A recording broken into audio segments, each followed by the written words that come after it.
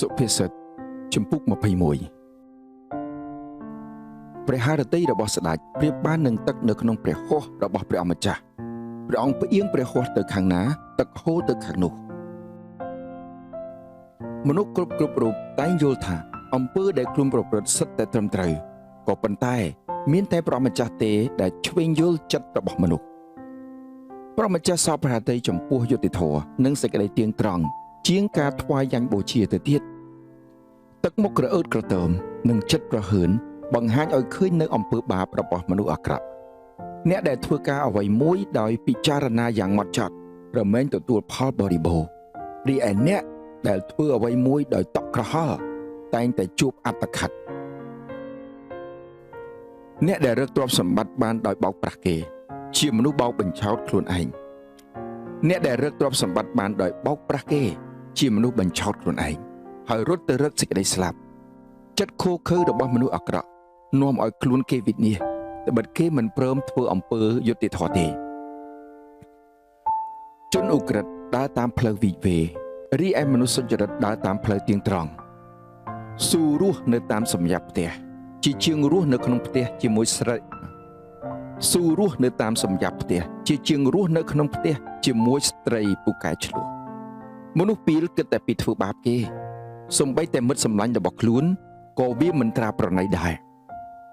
បើដាក់ទោសមនុស្សចំអកលក់លើយនោះនឹងធ្វើឲ្យមនុស្សល្ងងមានប្រាជ្ញាបើទូមានអ្នកមានប្រាជ្ញានោះគេនឹងទទួលចំណេះព្រះដ៏សុចរិតតែងតែឃ្លាំមើលក្រុមគ្រួសាររបស់មនុស្សអាក្រក់ហើយធ្វើឲ្យគេអន្តរាយអ្នកណាធ្វើជាថ្លង់មិនឮសម្រែករបស់មនុស្សទុរគតលុះពេលមានអាសន្នស្រែកហៅឲ្យគេជួយនឹងគ្មាននរណាអើពើឡើយជំនូនដែលជូនដោយសម្ងាត់តែងតែរងាប់កំហឹងរីឯអំណោយដែលជូនដោយលក្ខការក៏ធ្វើឲ្យស្ងប់កំរោលដែរការប្រព្រឹត្តដោយយុត្តិធម៌រមែងផ្ដល់ឲ្យមនុស្សសុចរិតមានអំណរតែធ្វើឲ្យមនុស្សទុច្ចរិតភ័យតក់ស្លុតអ្នកណាលះបង់សុភនិច្ឆ័យអ្នកនោះនឹងទៅនៅជាមួយមនុស្សស្លាប់អ្នកដែលភ្លើតភ្លឺននឹងការសប្បាយតែងតែធ្លាក់ខ្លួនក្ររីឯអ្នកដែលចូលចិត្តស៊ីផឹកមិនអាចទៅជាអ្នកមានបានឡើយមនុស្សអាក្រក់តែងតែរងទុក្ខជំនួសមនុស្សសុចរិតហើយមនុស្សក្បត់រងទុក្ខជំនួសមនុស្សទៀងត្រង់ស៊ូរស់នៅក្នុងពីលរហោឋានជាជាងរស់នៅជាមួយប្រពន្ធពូកែឆ្លោះហើយឆាប់ខឹងទ្រព្យសម្បត្តិនិងវត្ថុដ៏មានតម្លៃស្ថិតនៅក្នុងផ្ទះរបស់អ្នកប្រាជ្ញរីឯមនុស្សល្ងីល្ងើវិញរមែងបង្ហិនទាំងអស់អ្នកដែលស្វែងរកសេចក្តីសុចរិតនិងសេចក្តីសប្បុរសតែងតែមានអាយុវែងជួបប្រទះនឹងសេចក្តីសុចរិតហើយទទួលកិត្តិយសមនុស្សមានប្រាជ្ញាអាចវាយដណ្ដើមយកបានទីក្រុងរបស់អ្នកខ្លាំងពូកែហើយកុំតិចកំពែងដែលជាទីទុកចិត្តរបស់អ្នកទាំងនោះផងអ្នកដែលប្រយ័ត្នពាក្យសម្ដីតែងតែជៀសផុតពីទោសបី